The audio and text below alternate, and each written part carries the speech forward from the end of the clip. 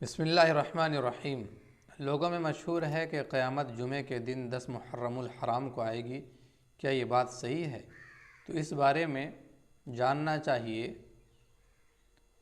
کہ جمعے کے دن والی بات تو صحیح ہے، صحیح حدیث سے ثابت ہے، لیکن 10 محرم الحرام والی بات یہ کسی بھی صحیح حدیث سے ثابت نہیں ہے۔ دارالعلوم دیوبند کا ایک فتویٰ میں نقل کرتا ہوں، سوال نمبر 23179 ہے۔ سوال کیا گیا ہے، کیا کوئی ایسی حدیث ہے کہ قیامت 10 محرم الحرام کو واقع ہوگی؟ جواب، ما ثبت بالسنہ۔ ما ثبت بالسنہ ایک کتاب ہے۔